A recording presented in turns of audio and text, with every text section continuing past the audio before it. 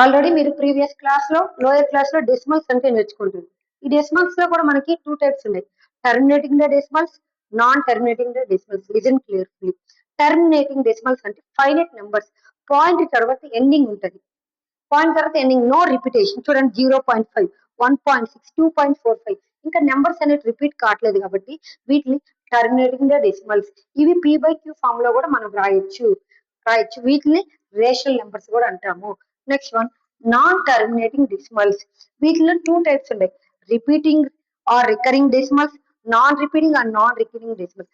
Non terminating అంటేనే point తర్వాత decimal points అనేవి రిపీటింగ్ జరుగుతూ ఉంటాయి. ఎగ్జాంపుల్ 3.27 ఇవి కూడా నాన్ టర్మినేటింగ్ డెసిమల్స్. వీటిలో 2 టైప్స్ ఉంటాయి. Repeating decimals, non repeating decimals. ఇప్పుడు 0.65 బార్ అంటే ఏంటి?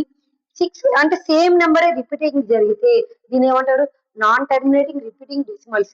ఇప్పుడు చూడండి 7.76891213 ఇక్కడ సేమ్ నెంబర్ రిపీటింగ్ జరుగుతుంది లేదు కాబట్టి ఇవి ఏమంటారు? Non terminating non repeating decimals. ఇప్పుడు రిపీటింగ్ డెసిమల్స్ ని మనం రేషనల్ నెంబర్స్ గా కన్వర్ట్ చేయొచ్చు.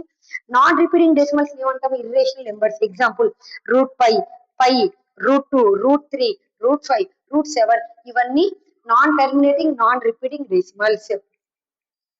Thank you. Please subscribe the GS course.